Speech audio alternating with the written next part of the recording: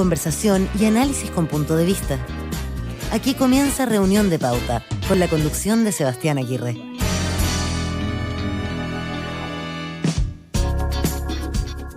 Bien, estamos listos para comenzar Reunión de Pauta. A los que se están sumando a nuestra sintonía hasta ahora, después de las noticias en Pauta Final, comenzamos con la revisión de los temas de la semana. Nos detenemos por algunos minutos a analizar la contingencia, a mirar los temas en profundidad y a mostrarles algunos puntos de vista del debate. Gracias por acompañarnos a esta hora, aquí en la 99.1 en Antofagasta, 96.7 en Valparaíso, Viña del Mar, en la 100.5 en Santiago, 96.7 también en Temuco y en pauta.cl, por supuesto, si están conectados a través de nuestro streaming.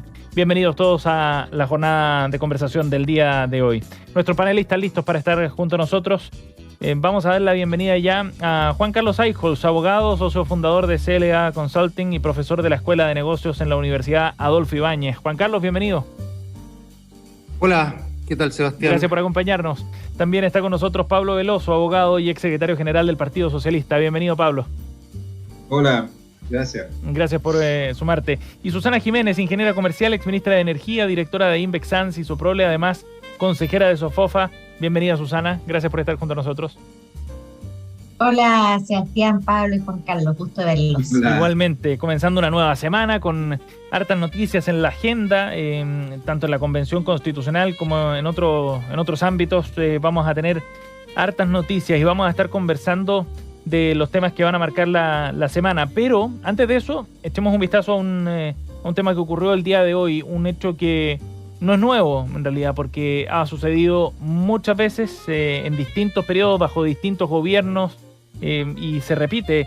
Hablamos de los incidentes y los hechos de violencia que se han producido en esta jornada en el Instituto Nacional, después de casi 2 años de intermitencia y de buena parte ausencia producto de los encierros que provocó la pandemia.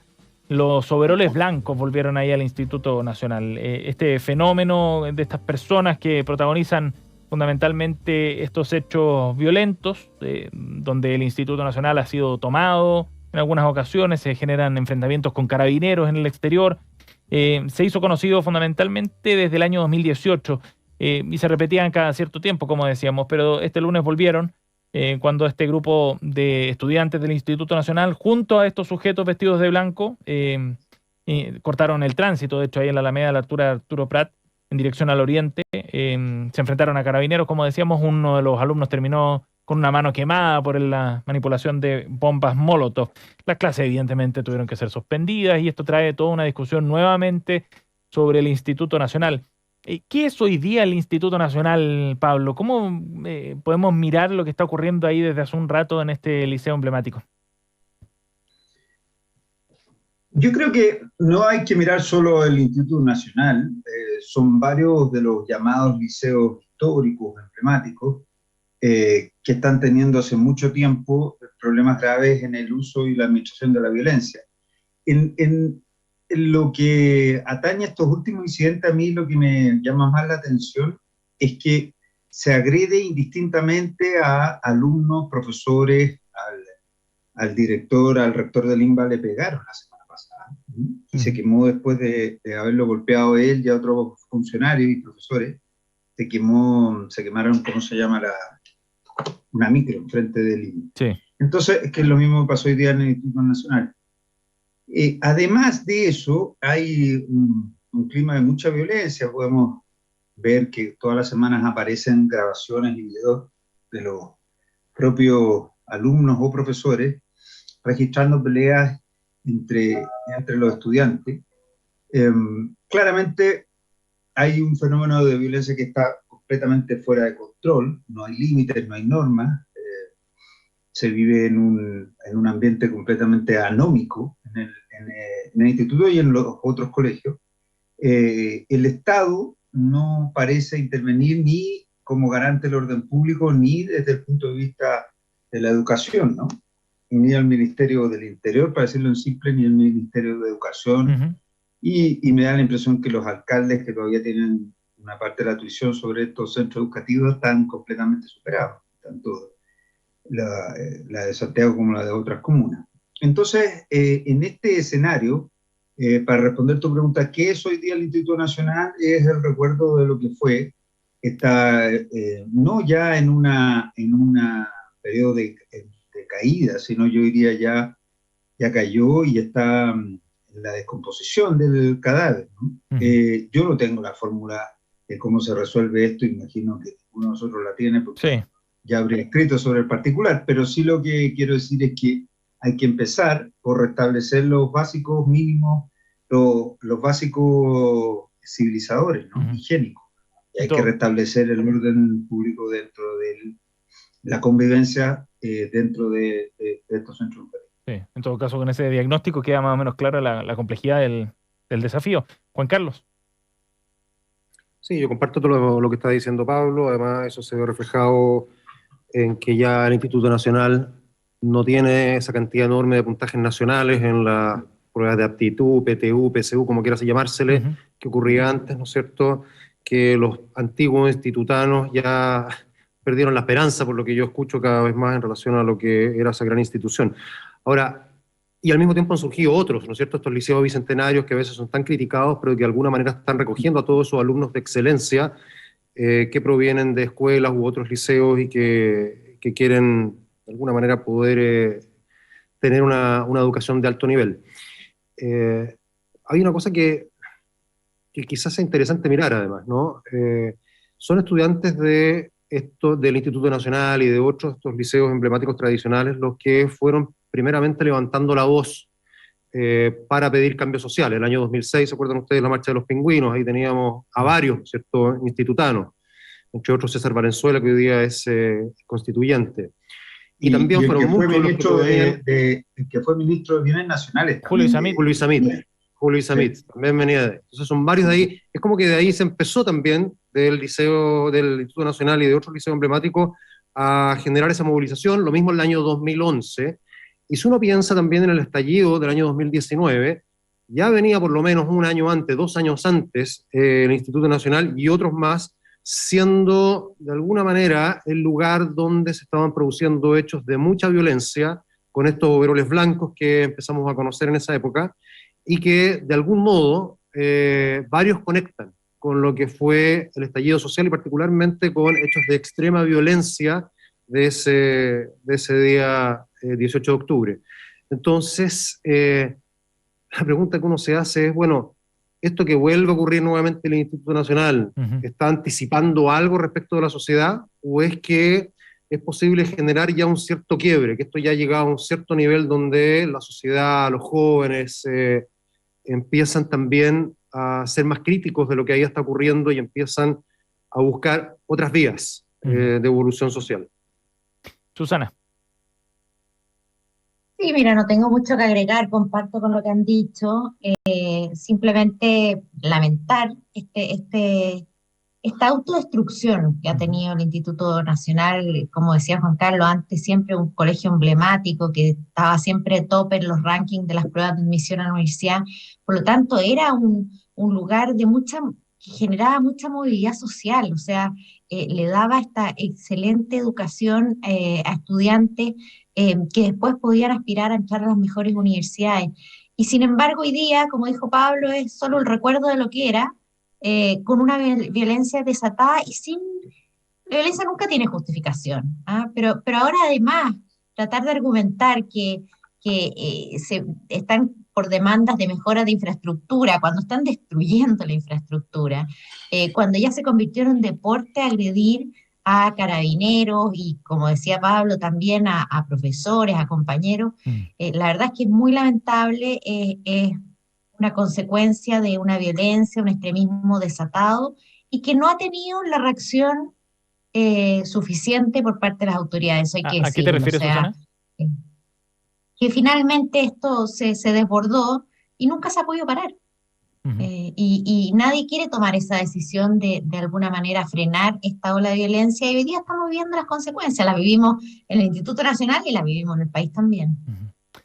Bueno, vamos a seguir los pasos de las autoridades en esta materia. Iracy Hasler, la alcaldesa de Santiago, planteaba que definitivamente no era el camino a seguir, pero un tema que va a ser bien complejo y un tema en el que además fueron particularmente críticos los partidos que hoy están en el gobierno, digamos, tanto a nivel local como central, con el anterior alcalde, Felipe Alessandri. Veremos qué es lo que se hace efectivamente para ver si es que logran revertir en algo este escenario de violencia, no solo en el Instituto Nacional, como hablábamos, sino también en el INBA y en otros recintos. Susana Jiménez, Juan Carlos Aijos y Pablo Veloso están aquí en Reunión de Pauta. Y en nuestro tema central queremos abordar la discusión respecto a qué hacer con este ciclo de inflación que estamos viviendo en nuestro país. Se ha transformado en una de las principales preocupaciones de los chilenos, así lo manifiestan distintas encuestas, y es cosa de escuchar algunos testimonios en medios también para tomar el pulso de eso.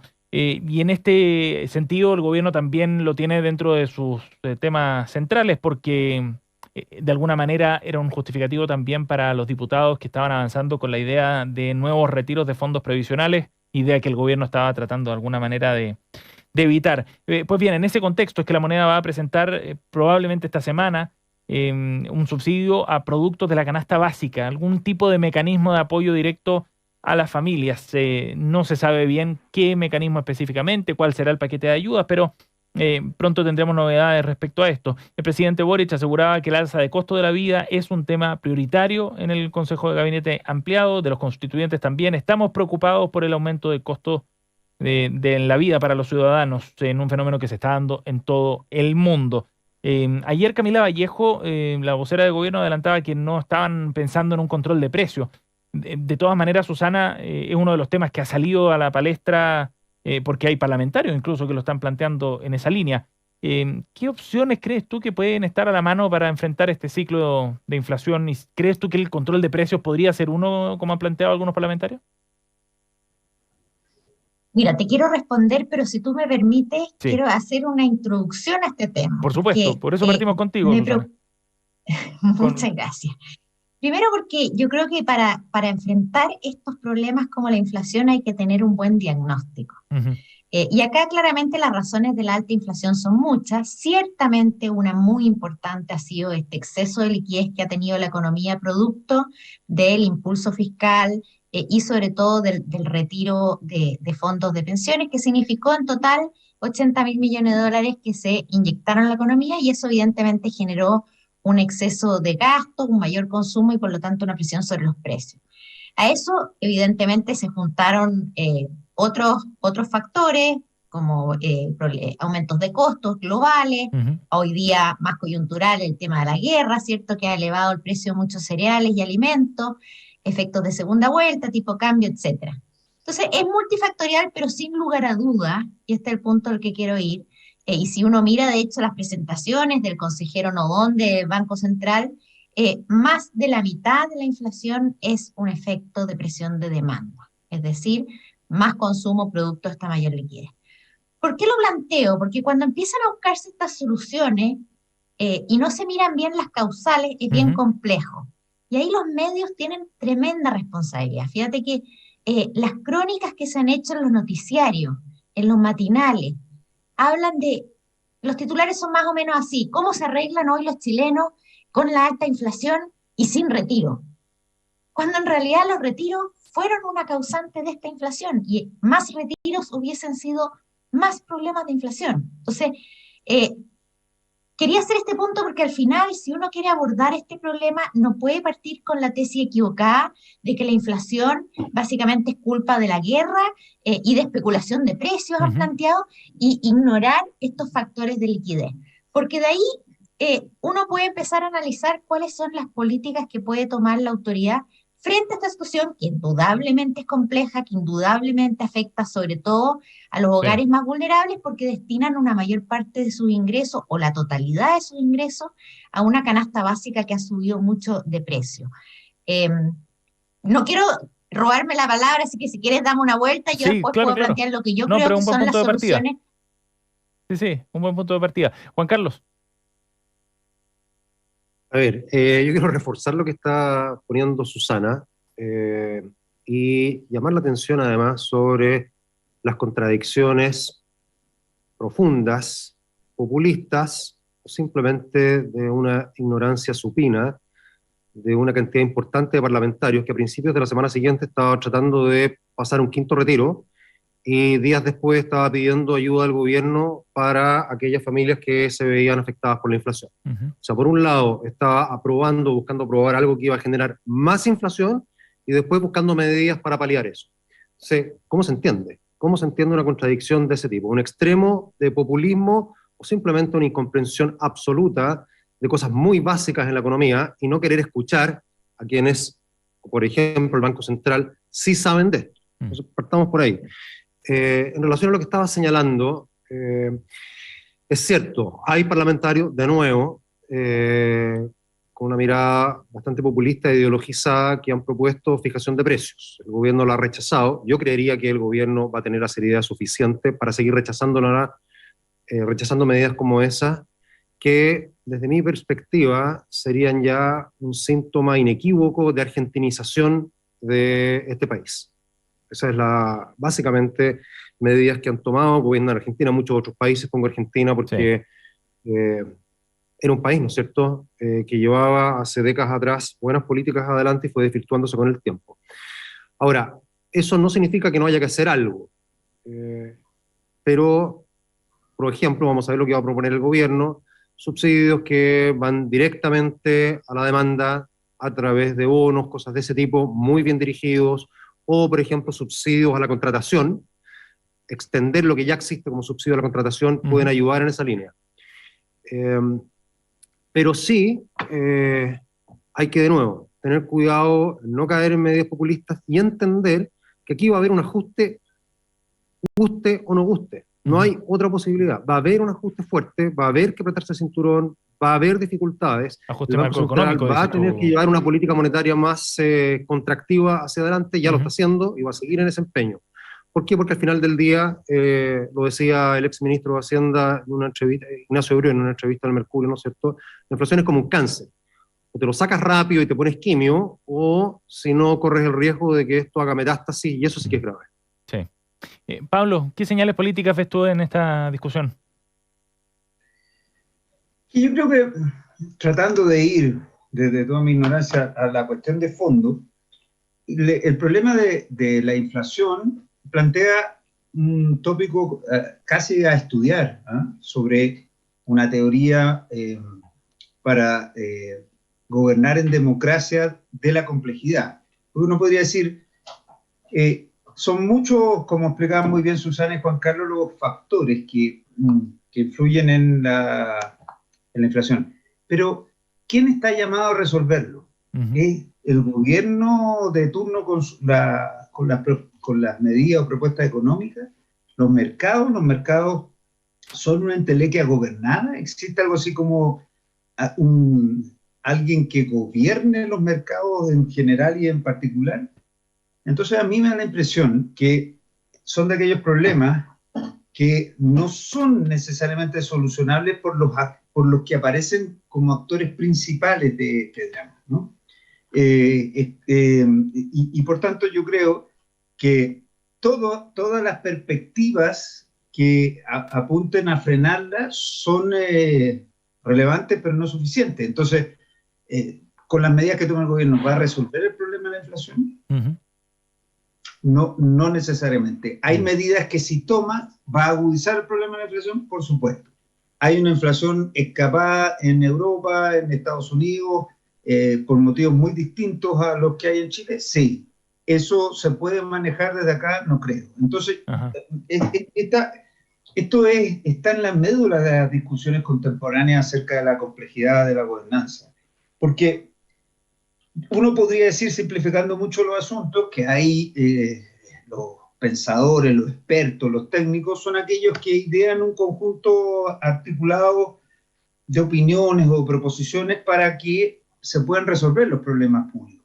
Y son los políticos los que tienen que tomar eso y con ese conjunto articulado de soluciones y movilizarlo en tiempo y forma adecuado. Ahí está la clave. El político competente es el que sabe cuándo tomar esas ideas y cuándo ponerlas en movimiento. ¿Y cuál es el problema que hay ahora?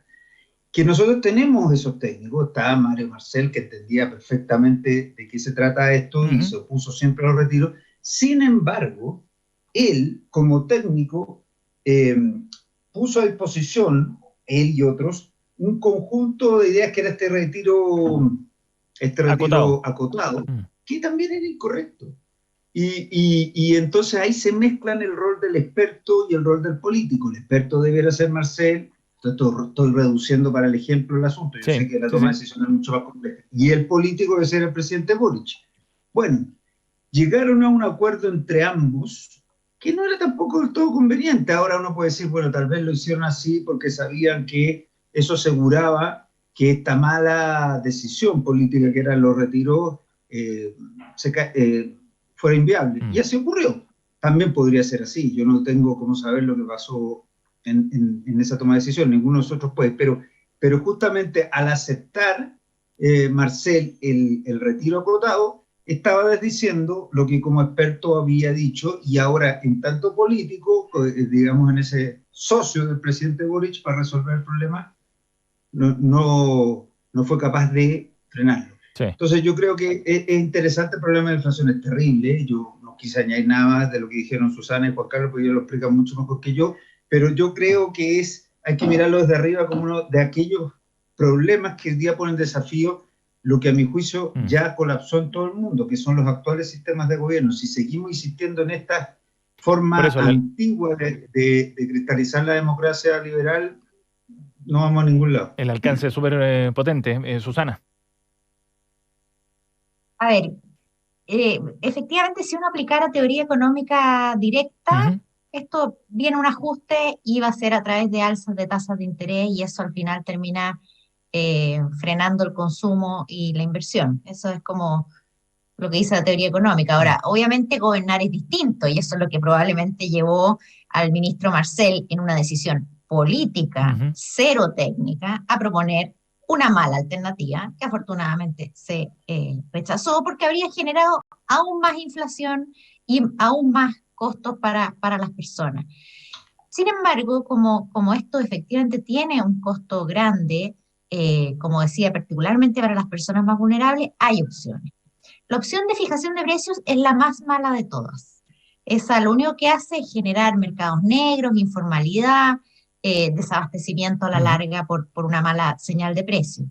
Entonces están estas otras alternativas que se han barajado como subsidios directos. A mi parecer, claro, no es la solución más, digamos, teóricamente correcta, pero creo que políticamente es viable, es razonable pensar en ella, si es que es un subsidio temporal. Y yo personalmente creo que la mejor manera de hacerlo sería, por ejemplo, a través de el ingreso mínimo garantizado, que es un subsidio que no solo ayuda a la gente que tiene bajos ingresos laborales y que no llega a un cierto umbral y que por lo tanto la inflación lo está afectando mucho porque sus costos hoy día están aumentando, pero tiene la gracia que también incentiva el empleo formal, que es otro gran problema que tiene Chile. Entonces, no es la decisión más ortodoxa, es una solución más política, razonable, dadas las necesidades de las personas más vulnerables, focalizada, y acá destacar la palabra focalizada, que ha vuelto en gloria y majestad después de que todos clamaban por la universalidad y los problemas que eso genera, focalizada y con un guiño positivo que es hacia la creación de más empleos formales. Creo que por ahí podría ir una buena salida. Ajá. Y eso, Juan Carlos, ¿tú crees que flota hoy día medidas de ese tipo, después de toda la discusión y los argumentos que hemos escuchado en relación a los retiros, no? Sí, yo creo que sí. Yo creo que políticamente es necesario tomar medidas, dar señales, y creo que estas que está señalando Susana son, desde ese punto de vista, las más adecuadas. No son perfectas, pero sí funcionan bien, sí cumplen con las condiciones que Susana acaba de señalar. Eso creo que es algo que tiene piso y debería, bueno, esto no requiere ley, pero debería recibir un buen respaldo del sistema político, del Parlamento, de la opinión pública en general, diría yo. Ajá. Pablo, desde el punto de vista precisamente político de la recepción que pueda tener esto, ¿tú crees que para la ciudadanía también puede ser una buena respuesta? Digo, con el nivel de apoyo que tienen los retiros y después de que quedaran descartados eso el quinto, esto es un mecanismo distinto que quizás no se percibe es que, de la Sebastián, misma forma. voy de nuevo a la cuestión de fondo. Si el gobierno tiene que entender que la mayor parte del tiempo gobernar es decepcionar, Uh-huh. es decepcionar, es hacer que la gente se enoje contigo, que hable mal de ti, que las encuestas te rechacen. O sea, eso es lo que y ese sería el tiene efecto de que medida entender de este este tipo, gobierno, entonces. que por lo demás no lo entendió el anterior ni el anterior. Uh-huh. Tú tienes que tomar esta medida sí o sí. Yo creo que Boric lo dijo bien el otro día, cuando dijo que finalmente había decidido implementar acciones legales contra él, la persona que le tiró la piedra en La Serena, porque el argumento que usó es inteligente y ojalá actúe así con el problema de la inflación. Dijo, yo desde que asumí este cargo dejé de ser yo. Ahora me he visto y estoy en los pies de otro cargo, que es la más alta magistratura de la nación y por tanto le debo respeto y tengo que hacerle respeto. Uh-huh. Él tiene que hacer lo mismo en relación a la inflación. Sí, políticamente, claro que no le va a gustar a nadie, ni a sus parlamentarios, ni a la gente, ni a nadie. Y alguien me dijo la otra vez, un especialista en temas de pensiones y un economista, que probablemente esto le podía hacer tanto daño a Boric que podía costarle el rechazo. Sí, puede ser. ¿Qué sé yo? El rechazo me refiero a la nueva constitución. No lo sé. Yo no voy tan allá porque no tengo la manera de medir eso, pero creo que él tiene que hacerlo ya, tal como lo explicó Susana y Juan Carlos, y tiene que pasar por alto todo lo que va a recibir, que van a ser puras pullas. Uh-huh. Y va a seguir bajando las encuestas, pero tiene que hacer lo correcto. Sí. Él se debe a lo correcto en este caso. Susana, ¿querías agregar algo? No. Sí, Juan Carlos. Yo estoy de acuerdo con Pablo, creo que lo ha dicho muy claramente, y es interesante esa frase de gobernar, decepcionar. Está bueno. Ahora, ¿qué es lo que ocurre? ¿No? Que a medida que va bajando la popularidad, y en el caso del presidente ha bajado muy rápidamente, hoy día, de acuerdo a la última encuesta académica, está en 36% de aprobación con 53% de desaprobación, desde luego tiene menos poder para poder tomar decisiones por sí solo. Entonces, van a haber voces, no en el entorno cercano, pero sí, por ejemplo, en la convención, sí, en una parte de esa coalición media difusa que se supone está detrás del gobierno, que van a ir por medidas probablemente más populistas. Ya ha habido, como dijimos, algunas que han optado o han propuesto la fijación de precios. Yo creo absolutamente en la seriedad del presidente y que esos embates va a intentar resistirlo y probablemente va a lograr resistirlos. Pero ¿qué pasa si la popularidad del presidente baja a un 30, a un 25, se acerca el momento del plebiscito o un poco antes en relación a la aprobación de la convención y se juega por entero en eso? O sea, esto puede llevar a un colapso. Yo creería que no, pero puede llegar un momento en que el presidente simplemente no tenga la fuerza política para sostener cierta seriedad en la conducción del gobierno. Juan Carlos, tú me dejas hacer un paréntesis sobre lo que tú dices, porque es muy interesante. Yo creo que Boric se acerca cada vez más al porcentaje real de apoyo, como han dicho algunos opinólogos, que es el porcentaje que sacó la primera vuelta. Ajá. Yo he leído muchos comentarios en los medios este último tiempo diciendo, miren, no es tan terrible lo que está pasando con Boric, porque se está viendo que efectivamente él tiene el 29, 28, 30% de apoyo y que lo que sacó la segunda vuelta más bien sería un voto de rechazo y de temor a lo que representaba José Antonio Kast. Puede ser, pero fíjate que a mí me da la impresión, sin conocer mucho al presidente, que él eso lo tiene muy claro y que sabe que tiene un mandato que es superior a los grados de popularidad. Porque la única manera en que él puede hacer sobrevivir su gobierno y continuar lo que él llama permanentemente su obra transformadora es sacar adelante las cosas que hay que hacer, es vale decir hacer solamente lo correcto, y me da la impresión que él sí tiene la voluntad para hacerlo. Aunque haya un colapso, como dice muy bien Oscar. Sí. Escuchan a Pablo Veloso, a Susana Jiménez, Juan Carlos Aijos, nuestros panelistas de Reunión de Pauta de los lunes. Nos vamos a ir a una pausa, ¿les parece? Hacemos un corte muy breve.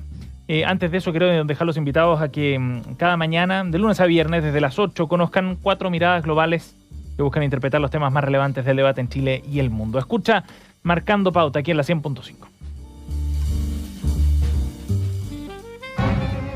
Teatro Municipal de Las Condes presenta El violinista en el tejado. El musical, ganador de 10 premios Tonys, incluido Mejor Musical. Alegría, familia, risas y por sobre todo, tradición. Con Daniel Muñoz, Sara Pantoja, Francisco Daño Beitía, José Antonio Raffo, junto a un gran elenco. Venta de entradas a través de www.tmlascondes.cl y en las boleterías del teatro. El violinista en el tejado, el musical, desde el 21 de abril. Produce Darshan Teatro. Invita. Pauta.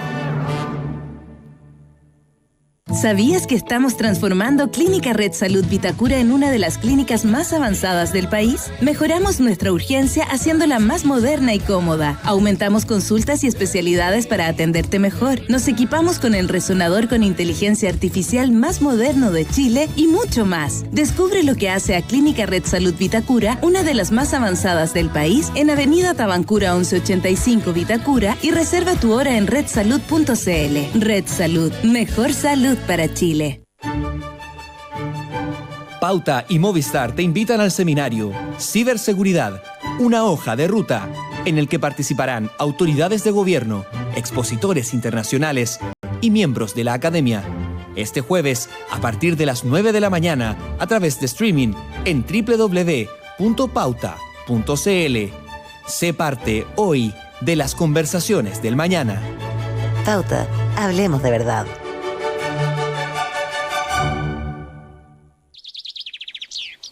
Cada tarde, a partir de las 20 horas, Christian Barnken nos invita a pasear con él y con sus invitados en su jardín. Media hora de conversaciones y reflexiones. No dejes de escuchar los sonidos y palabras de Desde el Jardín. Pauta, hablemos de verdad. Conversa con nosotros en redes sociales. Síguenos en pauta.cl en Facebook e Instagram y pauta_cl en Twitter. Participa, comenta y comparte tu opinión. Pauta, hablemos de verdad. Ya estamos de regreso. Escuchas Reunión de Pauta. Pauta 100.5. 7:33, estamos de vuelta. Nuestra efeméride del día de hoy nos lleva al mundo del cine. Alfredo James Pacino, más conocido como Al Pacino, nació el 25 de abril del año 1940. 82 años cumple este actor de cine, teatro, también de televisión en Estados Unidos. Trayectoria que comenzó a comienzos de los años 60 y que al poco tiempo debuta en la pantalla grande, donde encontró su lugar al ser parte de múltiples éxitos que lo llevaron a obtener enormes reconocimientos y premios. Premios Tony, premios Oscar, Globos de Oro, premios Emmy. Las hizo todas Al Pacino en su carrera. A comienzos de los 70 fue elegido por Francis Ford Coppola para el rol de Michael Corleone, para El Padrino. Y ese sería, sin duda, uno de los puntos altos, no el único, en una enorme carrera. En 1993 ganó el Oscar como Mejor Actor por su interpretación en Perfume de Mujer y ha obtenido otras 8 nominaciones a los premios de la Academia, una síntesis de lo que ha sido la carrera de Al Pacino, a quien recordamos hoy en el día de su cumpleaños. Y aquí en nuestro panel, en Reunión de Pauta, estamos junto a Pablo Veloso, Juan Carlos Aijos y Susana Jiménez para revisar las noticias coladas, los temas que han marcado esta semana y que nuestros panelistas traen a nuestra mesa de conversación. Juan Carlos Aijos nos invita a partir por una carta que han firmado más de 250 abogados chilenos que mostraron su preocupación por el desarrollo y el tono en que se ha llevado el debate al interior del organismo, en medio de semanas bien definitorias para el trabajo de la convención. Juan Carlos, cuéntanos sobre esta carta.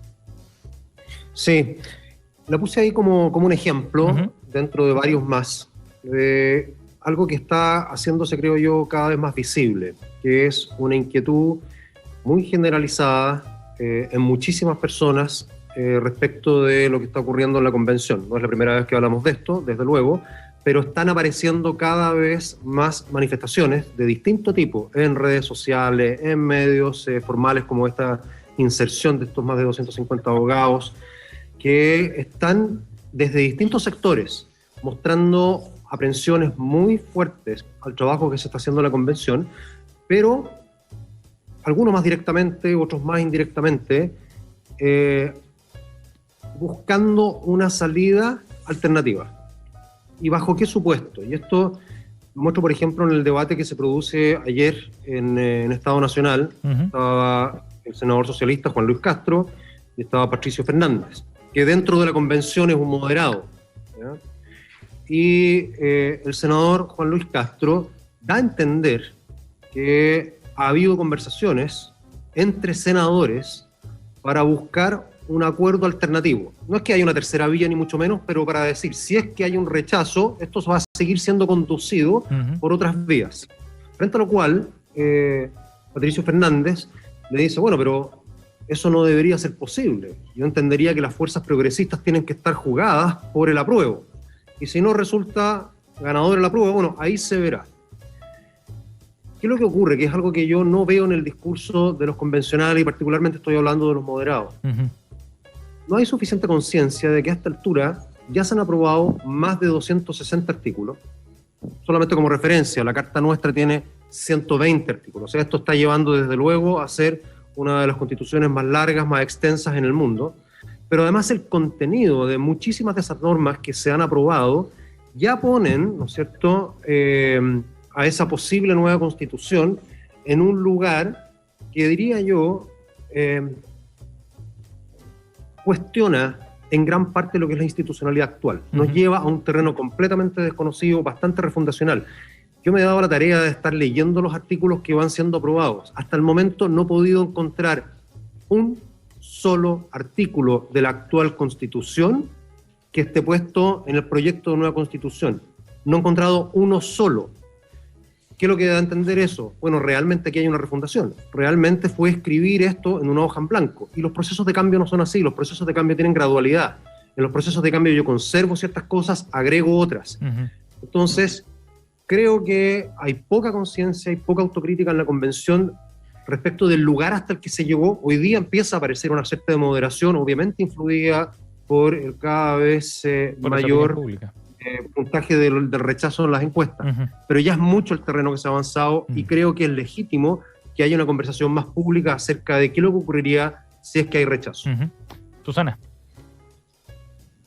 Sí, yo simplemente decir que tomo el punto respecto de que ya hay una gran parte avanzada, muchos artículos ya aprobados, ya pasaron por el Pleno y por lo tanto van a formar parte de la nueva Constitución que se proponga al país.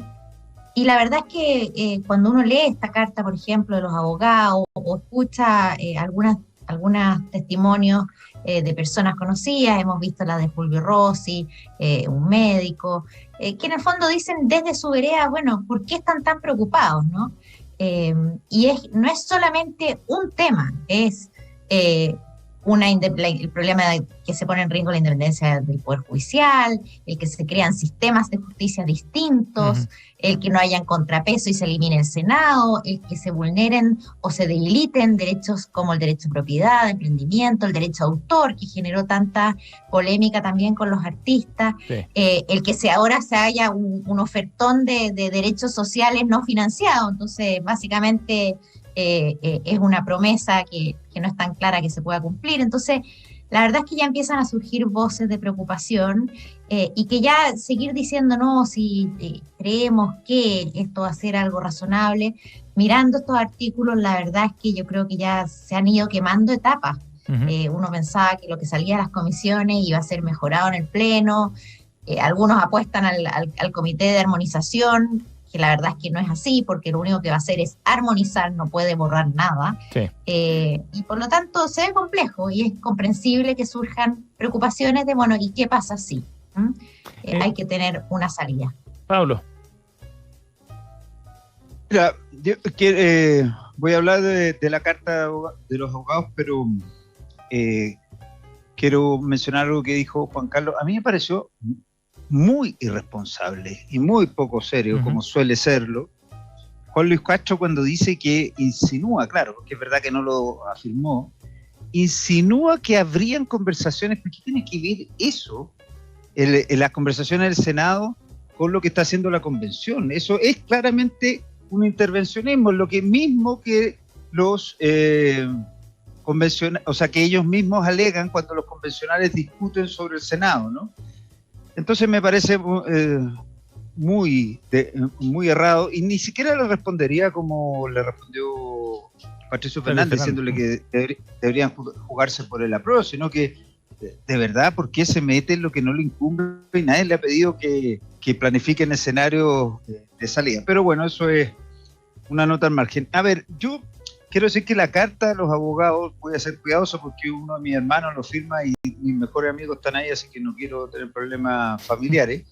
Pero sí quiero decir que la carta carece de rigor en varias de las cosas que dice. Porque, a ver, ¿por qué, ejemplo, Pablo? Cuando habla porque cuando habla de la desregulación de la propiedad, se le olvida que justamente el texto que limitaba la protección de los derechos sobre los bienes corporales, muy relevante, fue rechazado completamente. No hay, y según la interpretación de varios de nosotros, no es ya se fue a su segundo informe de reemplazo y ya fue rechazado, ¿no? Entonces no podría estar. Todas las normas sobre, por ejemplo, el control y el uso de las concesiones del agua fueron rechazadas en bloque. Eso le costó la famosa funa a los convencionales, sí. En bloque, entero. ¿Qué pasa con el sistema político? Hay un acuerdo que yo no creo que lo alcancen a votar hoy día, seguramente va a quedar para el resto de la semana, porque el problema de fondo con el sistema político es que se crea la famosa Cámara esta omnipresente y omnipoderosa, y se crea la Cámara de Regiones, pero no hay acuerdo sobre las facultades y competencias de las cámaras de la región. Y bastaría con que se le dieran en un acuerdo, que entiendo que está bastante más avanzado de lo que se sabe, las mismas competencias que tiene hoy día como Cámara Legislativa, al Senado, que en vez de llamarse Senado se va a llamar Cámara de las Regiones, sí. Se adoptara un sistema electoral similar al que hay ahora para que fuera exactamente lo que hay. Entonces lo que yo quiero decir es, está bien, me parece muy bien que la gente manifieste todas sus preocupaciones, pero yo esperaría de los abogados que firman ahí, que muchos son connotados y desde luego mucho más brillantes que uno, ¿por qué no hacen, cuando señalan sus preocupaciones, no hacen este recorrido más preciso y riguroso sobre las normas que hay y las que no hay?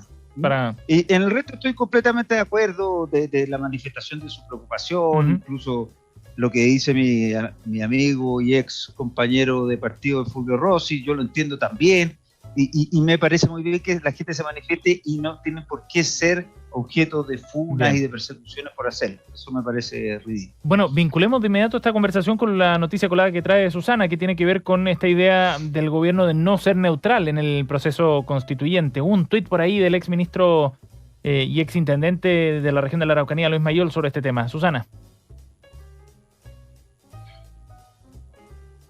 Está silenciada, parece. Sí. Me había silenciado porque sí, cuando uno graba, habla desde la casa, suena el timbre, pasan cosas, perdón. No, está bien, no hay problema. Oye, claro, esto fue un tuit de Luis Mayol, hoy día constituyente, que dice: Camila Vallejo dijo que el gobierno no es neutral ante la convención. ¿Se imaginan el escándalo de la izquierda si el vocero del presidente Piñera hubiese dicho lo mismo? Ajá. Mira, yo más que basarme en la comparación, porque la verdad es que creo que todos tienen derecho a tener una opinión política. Para nadie es novedad la opinión política que pueda tener Camila Vallejo y el equipo gobierno. Sí, claro, contrasta con esta como excesiva prudencia tal vez que tuvo el gobierno anterior de no manifestar ninguna inclinación o visión política, evitando cualquier acusación de intervencionismo electoral. Pero justamente este segundo punto, el que yo quisiera destacar, ¿hasta dónde llega la neutralidad o la no neutralidad? Porque cuando se manifiestan no neutrales porque tienen una opinión, ok. Pero después hay otras acciones que sí pueden ser consideradas intervencionismo laboral, particularmente si expresa esas opiniones o actúa acorde a esas opiniones en horario laboral y mayormente, obviamente, si se usan recursos públicos para ello. ¿ah? Entonces, tanto dinero como horas hombre, horas mujer destinados a hacer campaña, sí ya clasifican como una intervención electoral, y eso es lo que yo creo que de alguna manera la ciudadanía debiera estar muy atenta a que no ocurra. ¿Ah? Así que ese es un poco el punto. Pablo.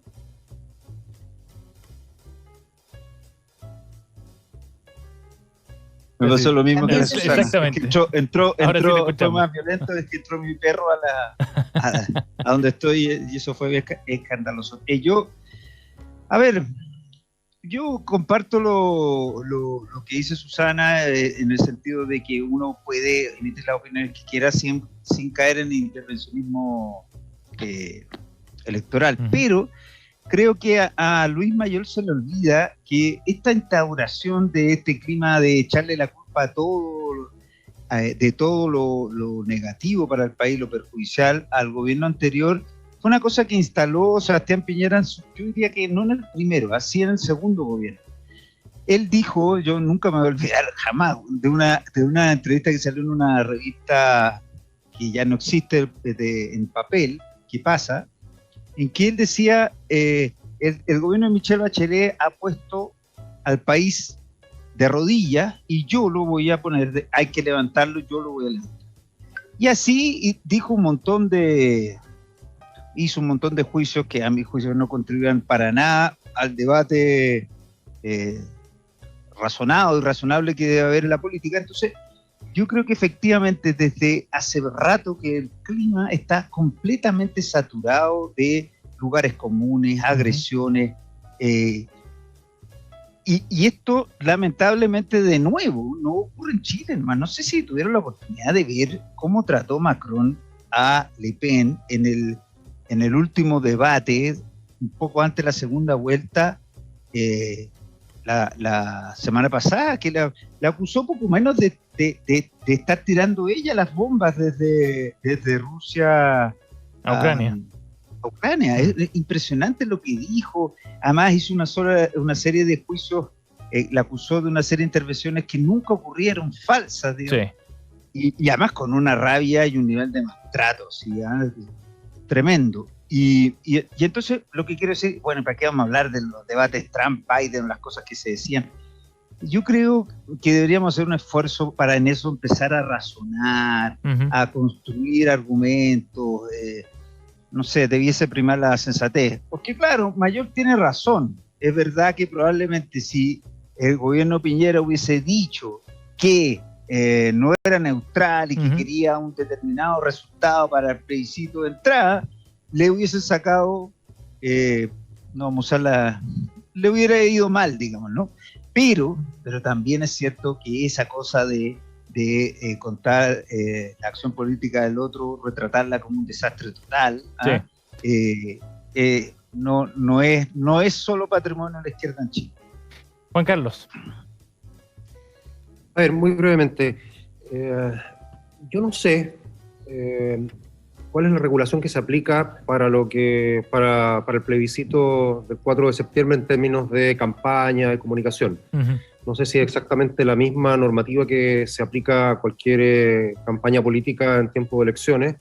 Me imaginaría, aunque no esté explicitado así, que evidentemente los gobiernos tienen restricciones, desde luego, en el uso de recursos, y habría que cuidarse también respecto de cuánto desbalance se puede producir entre lo que digan personeros del gobierno, que desde luego tienen mucha visibilidad, versus lo que se diga desde otro lado. No sé bien cómo está armado esto ni cómo se va a dar. No sé si hay recursos públicos, creería que no, porque tampoco es claro a quién se le dan esos recursos. No hay partidos políticos detrás de esto o lo otro. Sí. O sea, hay una suerte de vacío acá. Y el gobierno, creo yo, sabiendo por supuesto que, y es legítimo, se puede jugar por una opción, en este caso la apruebo, tiene que tener cuidado de que aquí no se produzca un desbalance comunicacional. Y los medios de comunicación, creo, también cumplen un rol importante. Ahora, aquí va a haber una batalla campal y ya se está dando a través de las redes sociales, con todo tipo además de falsedades de uno y otro lado. Entonces nos enfrentamos a una suerte de guerra sucia, pero yo esperaría que el gobierno no caiga en esa guerra sucia. Bien, en la noticia colada que nos trae... Solo un punto cortito. A mí me llama la atención que la que nunca se equivoque y la que hasta incluso lo ha hecho mejor, haya dicho esto, pero en el contexto que lo dijo bastante más adornado de eso que es Camila Vallejo. Sí. Eso. Bien, la noticia colada de Susana Jiménez. Vamos a la última. Pablo Veloso, precisamente, que nos invita a hablar de un artículo de El Mercurio que recoge los rasgos del lenguaje en Chile, la forma de hablar de manera indirecta de los chilenos. Cuéntanos sobre esto, Pablo, está entretenido. Lo encontré increíble porque encontré además que yo imaginaba, este tema siempre me ha llamado la atención, imaginaba que había gente, lingüistas y especialistas que habían trabajado en esto, pero nunca había leído un trabajo sistematizado sobre esto, y este artículo es notable porque lo que hace es expresar la opinión de varios especialistas de distintas disciplinas sobre esta materia. Y me interesa más lo que tengan que decir Susana y Juan Carlos que yo, pero además me pasó que me sentí tan identificado porque todas estas cosas las uso. Yo les contaba a ellos hace un rato que yo hice gran parte de mi educación de los 9 hasta los 14 años en España, en Madrid, y cuando volví odiaba a los chilenos por eso, porque estaba acostumbrado que el español te mire y te dice cabrón y otras cosas más fuertes y te dice lo que piensa inmediatamente, pero todas estas ¿cómo se llama? Manipulaciones que hacemos para tratar de decir lo que queremos decir, pero que con mucho respeto, como dicen. Después me pasó la cuenta, porque después trabajé en una transnacional española y tenía que ir prácticamente todos los meses a Madrid, y yo era esta vez el objeto de la burla de la gente, porque era, sí, claro, se reían de cosas como que, y que aquí lo vi también, güey, que uno hace una afirmación y dice, ¿o no? ¿Qué pensáis tú? Entonces él dice, pero ¿cómo, weón? Si estamos hablando de lo que cada uno piensa. ¿Qué piensas tú? ¿Cómo me dices o no? ¿Es sí o no? Claro. ¿Verdad? Y bueno, y eso está ahí. La verdad es que hay que leer artículos mucho más complejos y largo que eso, pero, está muy bueno. Pero es muy bueno. Muy entretenido el tema, sí. Juan Carlos. Sí, esto lo encuentro notable. Y hay temas que también se traducen en el fondo, ¿no es cierto?, en cómo los países, las culturas enfrentan los problemas. Enfrentar los problemas es algo clave en poder progresar. Uno evade los problemas o los enfrenta. Y este lenguaje, lo dice el mismo artículo, tiende más hacia la evasión. Sí. Ahora, ojo, nosotros no somos el peor país latinoamericano en esto. Hay varios otros países latinoamericanos que tienen lenguajes más alambicados que el nuestro todavía, justamente para cuidarse y al final nunca hablar de lo que es necesario hablar. Pero claramente los países sajones sí tienen mucha más predisposición a poner las cosas por su nombre y por lo tanto enfrentar en lugar de evadir. Susana. Sí, no, muy entretenido el artículo, vale la pena leerlo, la verdad. Yo solamente recalcar que increíble como el lenguaje es fiel reflejo de la cultura. Yo recuerdo hace muchos años atrás una amiga mía europea me decía, no, si los idiomas latinos son muy machistas.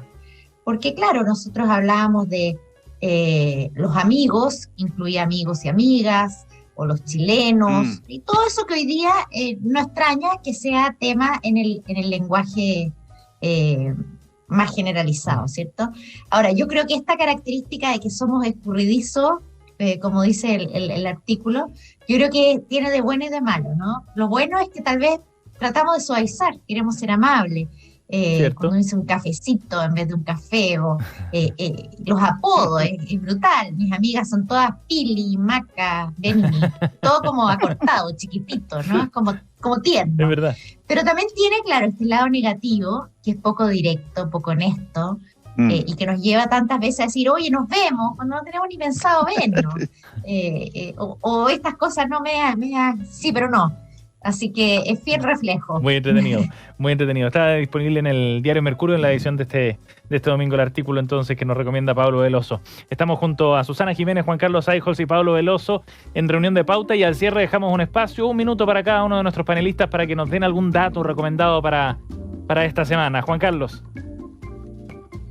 Sí, este es un dato para un público específico. Yo soy tenista y me fascina el tenis, y me recomendaron, y lo vi, un documental que está en YouTube, no sabía de su existencia, de hecho, acerca de lo que yo coincido, muchos consideran es el mejor partido de tenis de la historia, que fue la final de Wimbledon del año 2008 entre Federer y Nadal. Este es un documental, se llama Stroke of Genius o Golpes de Genios, que va narrando el partido, pero combinado con la historia de ellos, es una cosa absolutamente fenomenal para alguien que le gusta el tenis, así que altamente recomendado. Está muy bueno. Stroke of Genius aquí aparece en YouTube fácilmente. Mira, está bueno, ¿eh? Qué entretenido en todo caso, porque veo aquí a McEnroe, entre otros, comentando ahí entre medio del partido. Buenísimo. El recomendado de Juan Carlos Aijos, ahí búsquenlo en YouTube, que está fácil de encontrar. Susana. Súper anotado el recomendado de Juan Carlos. Oye, yo quería proponerles una cosa distinta. Este es un remate solidario que va en apoyo de una fundación que se llama Vivir Más Feliz, que es una fundación de cáncer infanto-juvenil, que van a hacer una venta de obras y de cuadros de un artista de origen austríaco que se llama Kurt Herdan. Esto va a ser en la Galería Patricia Redi, ahí en Expos 3125, el día miércoles de esta semana a las 7 de la tarde.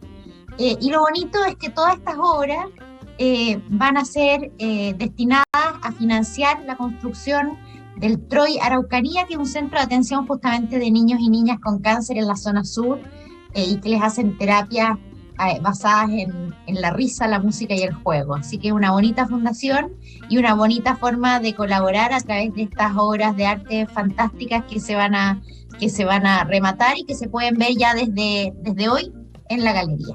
También se puede comprar a través de la página web. Fantástico. La recomendación entonces de Susana Jiménez. Pablo, cerramos contigo. Sí, yo voy a recomendar un librito de Máximo Ligrucci, que se llama Cómo ser un estoico, utilizar la filosofía antigua para vivir una vida moderna. Esta está recomendada especialmente para nuestros parlamentarios, para nuestros convencionales, para nuestro presidente y nuestro gabinete. Me quedo además con una frase que usó ayer la ministra Siches, que dijo que en la entrevista que dio en Mercurio, que es ella, su principal compañera de aquí en adelante iba a ser la templanza, que es uno de los 4 valores fundamentales para los estoicos. Claro. El estoicismo es una filosofía maravillosa y mucho más compleja, pero este señor, que es doctor en biología y doctor en filosofía italiano, lo explica muy bien. Es un bestseller mundial, esto se ha vendido, pero bien. Máximo Ligrucci, Cómo ser un estoico. Muy buena recomendación de la editorial Ariel, está disponible en ebook también, sí, para quienes lo quieran más fácil. Bien, en los recomendados de Pablo Veloso, de Juan Carlos Aijos y de Susana Jiménez el día de hoy. Muchísimas gracias, que tengan una excelente semana. Nos vemos el próximo lunes. Chao.